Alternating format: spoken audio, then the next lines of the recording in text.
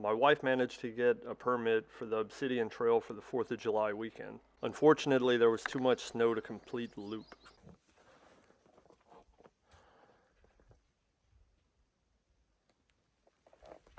As you can see, we hit snow almost right out of the gate.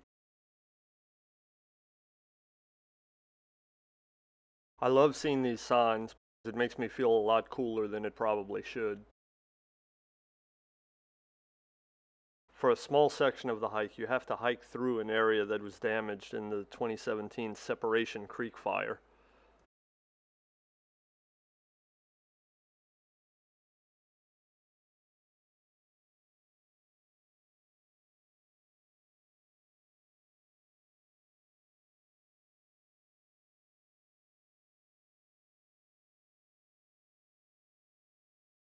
We made it to the lava flow and encountered some snow.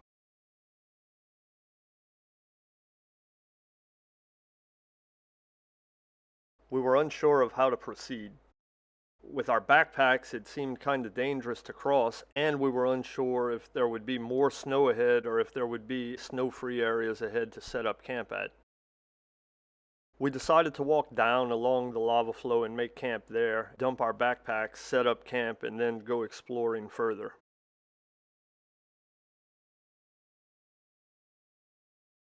We decided to set up camp in this forest of mountain hemlock.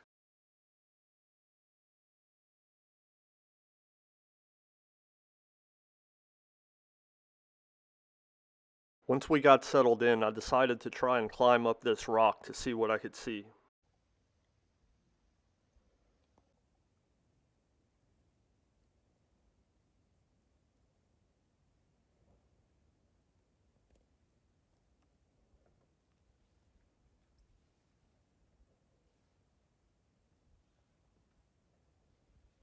While I was up on this ridge, I decided to look around, and I saw this guy. He was a golden mantled ground squirrel, and he didn't seem very afraid of me.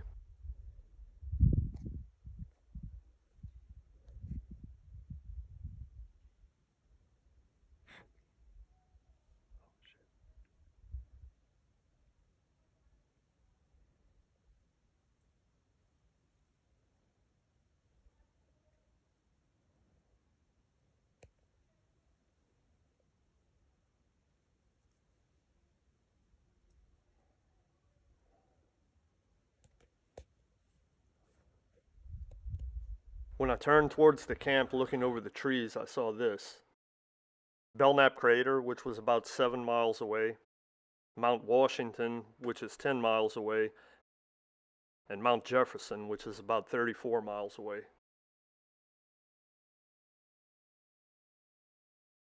After hanging out for a while, we decided it would be a good idea to try to make it to White Branch Creek and get some water. We turned a corner and the North Sister came out of nowhere. It's about 3¼ miles away from where we're standing here.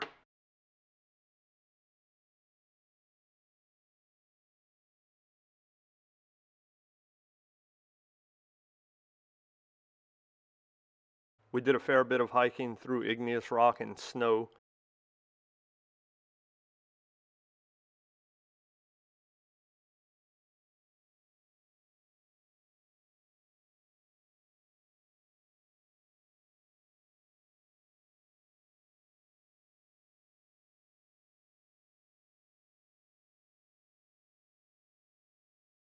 And then eventually we made it to White Branch Creek where we stocked up on water.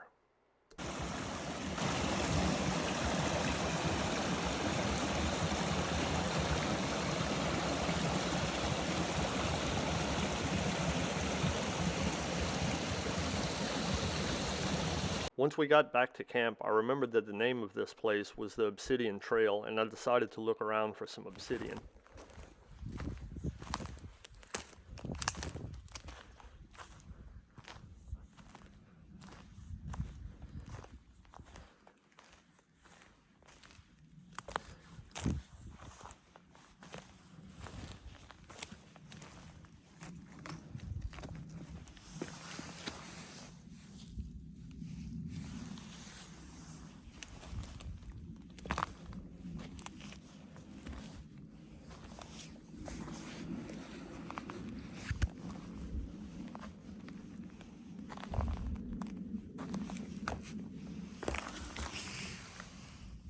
I shouldn't have been surprised, but I was when I found some.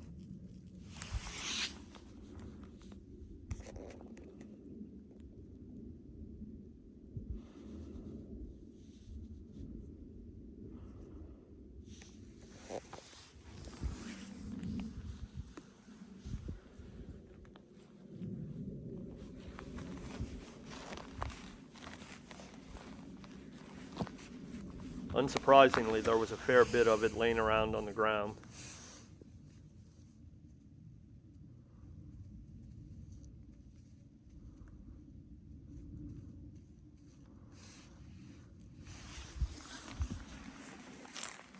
As it got later, we decided to climb the ridge and see if we could get a good view of the sunset, but unfortunately we couldn't.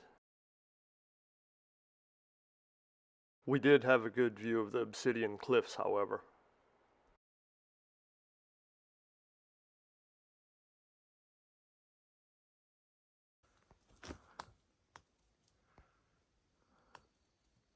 In the morning after breakfast, we decided that we were going to try and get up onto the plateau adjacent to the cliffs.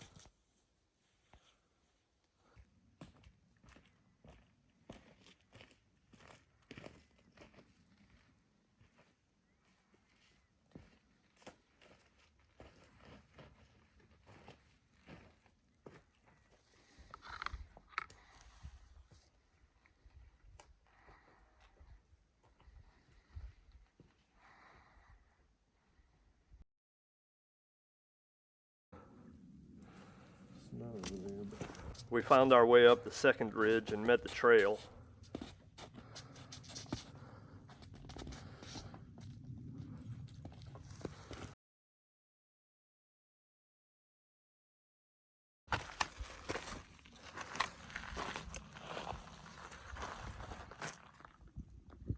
It was very overcast in the morning.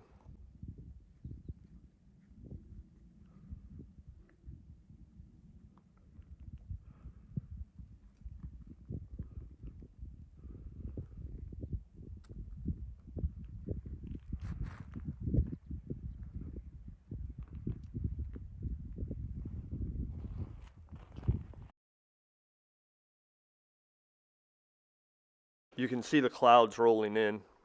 We didn't know what the weather would be like for the rest of the day.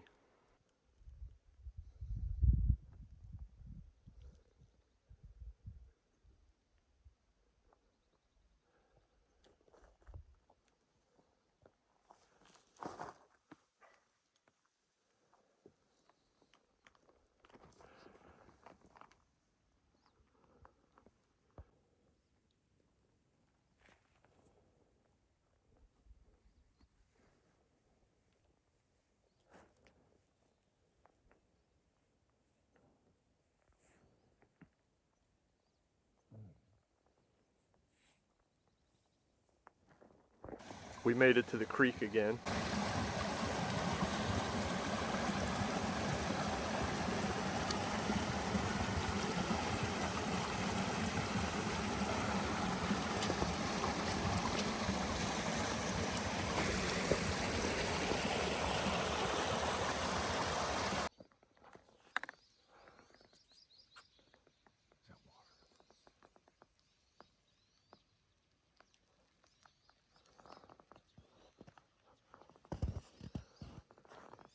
We couldn't stay on the trail. It was hard to follow, and in some places it was just impassable. So we decided to just climb uphill as much as we could until we made it to the top. I had to stop recording though because it was pretty dangerous.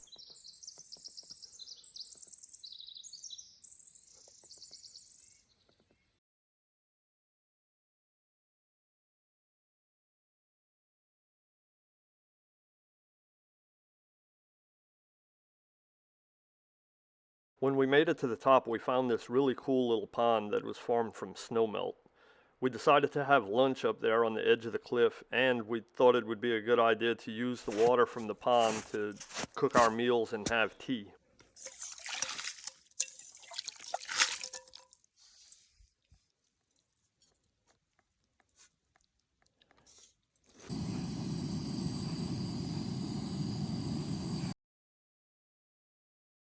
We saw more obsidian in this area, a lot more obsidian.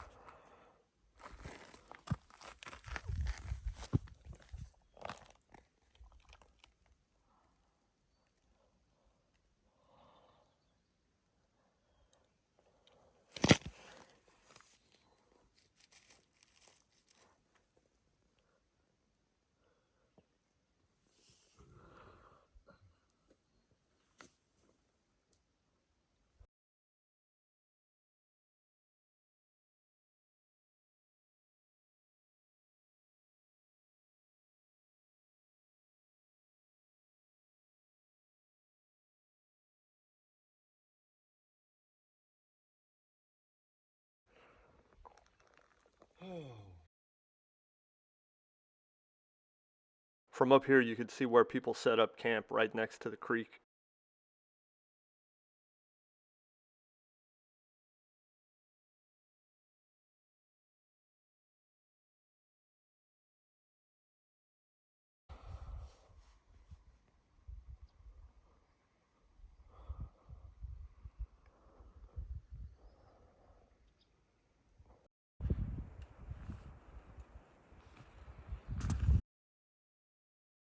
Here was our last view of the cliffs and our last view of the creek.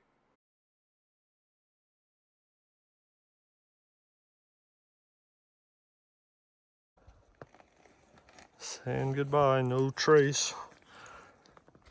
We're good. Good to go.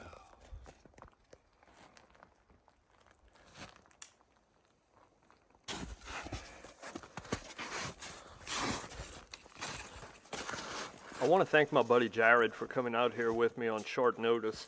I definitely wouldn't have been able to come out here solo, so thanks a lot, man.